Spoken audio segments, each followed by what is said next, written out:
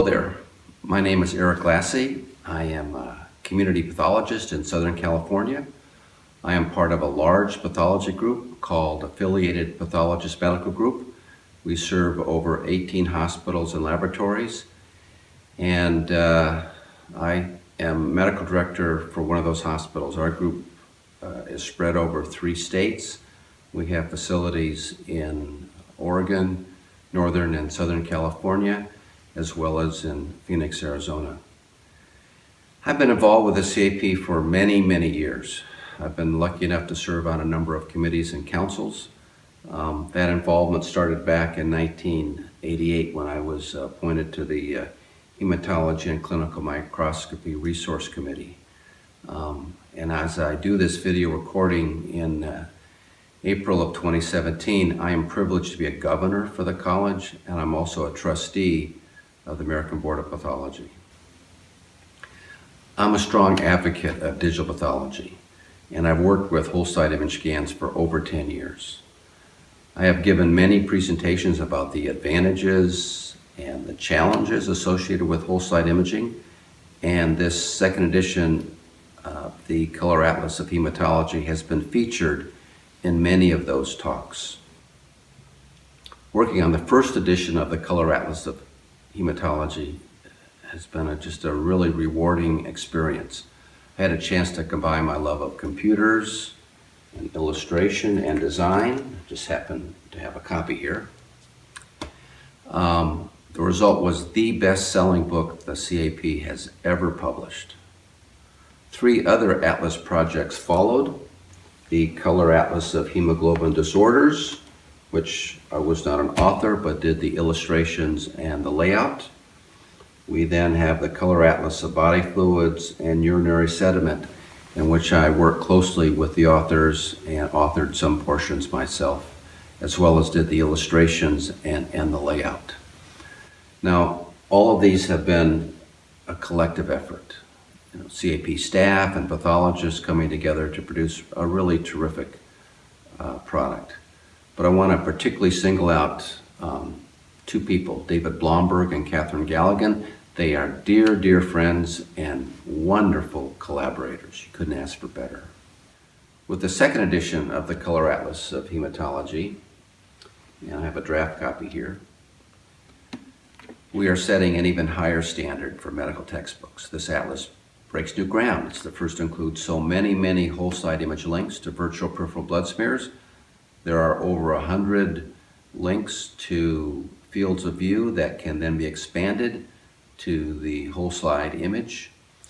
These links can be accessed using a URL or by scanning a QR code using your mobile device like a cell phone, smartphone, a tablet.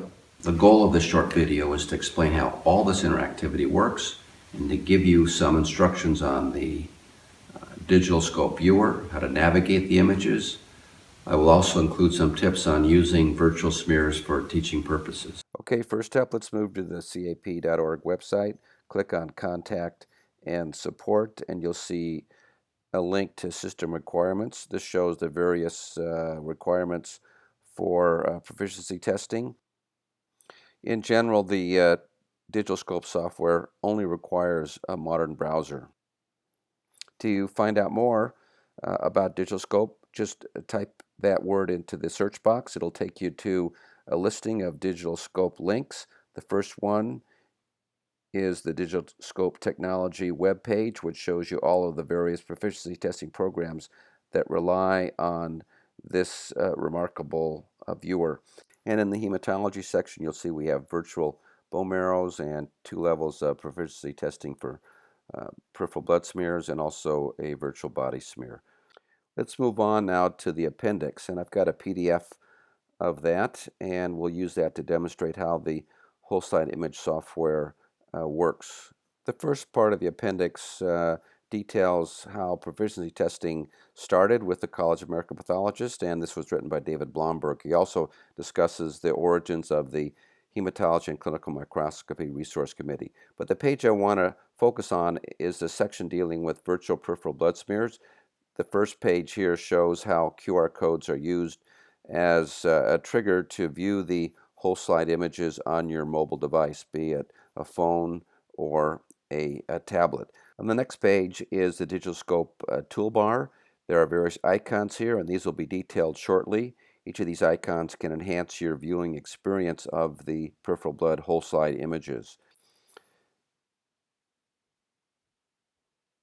Next page shows QR code apps that are available for your iOS, Android, or Windows Phone device. These can all be used with this atlas. Finally, the various virtual peripheral blood smears are shown with case histories and cell identifications.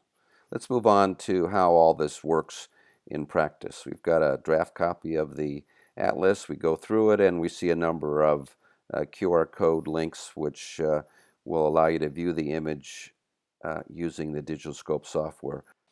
I've selected one page here, which is in the megakaryocyte chapter. So let's take out my iPad.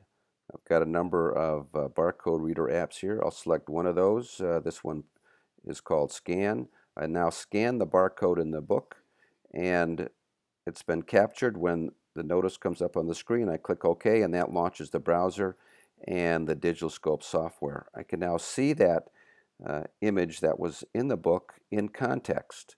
I can, let me close the windows here, the menus. I can now do pinch and zoom to view various portions of the virtual slide. I can see the cell in context, other blasts that are present. I can navigate to individual cell identifications associated with this proficiency testing case.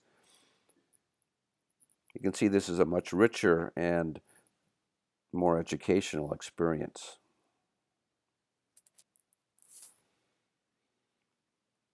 Okay, now let's move over to a PDF, which is an electronic version of the atlas. We'll focus in on the granulocyte chapter and, in particular, immature monocytes. I'll zoom in on that portion of the page, and you can see there's a QR code, but in this case, we're going to use the link next to the code. I click on that link, and it opens my browser and launches DigitalScope. I can now see that cell in context. Instead of a static image, I can move around and view other images. Let me close the menus here and focus in on the DigitalScope toolbar. The first icon is navigation. This has a home button, which takes you to the lowest power view of the virtual slide. Then there are various magnification buttons and a slide bar that you can use to change the magnification. It takes a couple of seconds, depending on your internet speed, for the image to come into focus.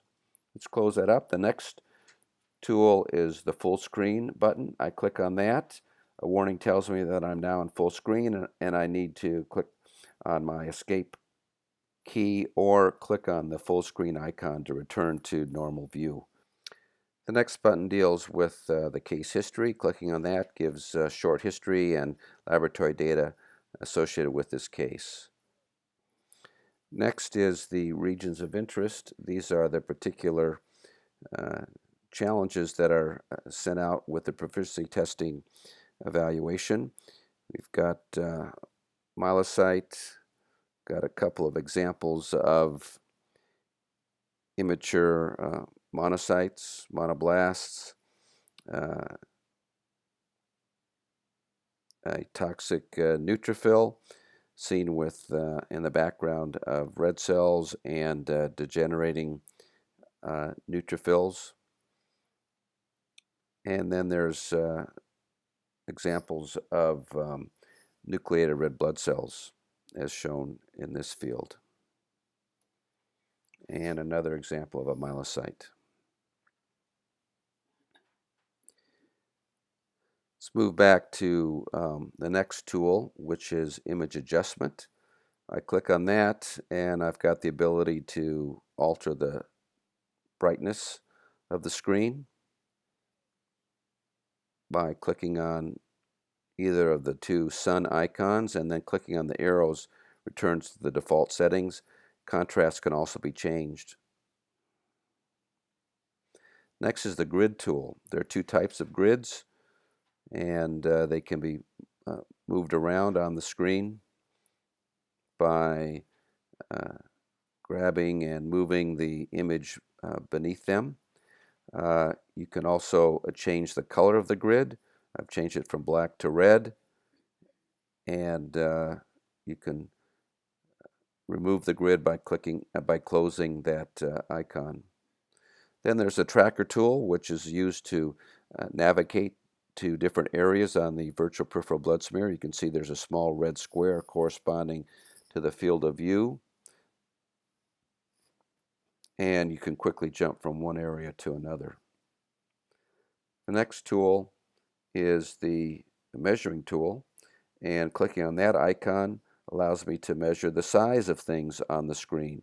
In this case, I'm measuring the blast, and it is nearly 22 microns in cross-section. I can now measure a red cell as well, and we can see its cross-sectional measurement is 7.6 microns. The next tool is one I use quite a bit. It's the link tool, and it allows you to create a URL that allows individuals to go right to a particular area on the whole slide image. In this case, there are a number of checkboxes that we can turn on and off. These deal with regions of interest, adding arrows or removing them, navigating to the home view, which is the lowest power view, or a particular field of view. Clicking on the clipboard icon copies the entire URL, which you can then paste into a Word document or into an email message. I'll show you that later. Next, let's move on to another interesting tool, which is image capture tool. Clicking on that brings up the image capture menu bar. There are various buttons for turning on or off region of interest, arrows, and the size of the area captured. So let's move to a region in which we've got a cluster of monocytes, and we'll take a picture with and without the arrows and region of interest square. We can change the size of the area photographed in the drop-down menu here. We'll select horizontal rectangle, click capture, rectangle comes up. I click on the checkbox, which initiates image capture. I get a dialog box saying that the image has been captured. Do you want to save it? I say yes. I click OK, and it launches my default image browsing software. And here is the image with the region of interest rectangle present. Now let's turn that off. Do the same thing.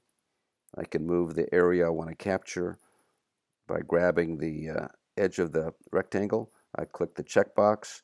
The same process happens. Image is captured. I then launch it, and you can see that in this case the downloaded image does not have arrows, and it does not have the region of interest rectangle. Let's close that up. And the last icon, the question mark, downloads a PDF that is an instructional document that goes through each of these tools, giving you a short description of how to navigate and how to turn the tools on and off. So that's been a short overview of using the QR code as well as the link in a electronic version of the document. Let's move now to showing how this link tool works in more detail. We're now back at the immature monocyte. We click on the link tool and zoom in, and you'll see a series of checkboxes which correlate to the ones after the equal sign. And unchecking these boxes changes the 1 to a 0. You can also add additional information to this URL, such as current coordinates, low power view, which is the home view, as well as the first identification in the list of ROIs. I'll now click on the icon, which copies the URL to my clipboard. I'll switch over to my mail client, and after it opens, I'll paste in the URL, which contains all of the information associated with the view. I'll type in my name, and give it a test subject. Send it off. When the mail is received, you'll see that I've got an active link. And when I or whoever I've sent the email to clicks on that link, they'll be taken to the website, which has a home view, a region of interest view. It may have arrows or the rectangular region of interest box. All that is encoded within the URL. And so you can see how that could be used for teaching purposes, sending a collection of URLs that you would want your students or colleagues to view. Well, that's it. I want to thank you for your attention, and I hope you find that the book itself and the interactivity and the virtual smears and the teaching points and the pearls all come together to create a really wonderful peripheral blood morphologic experience. Thanks again.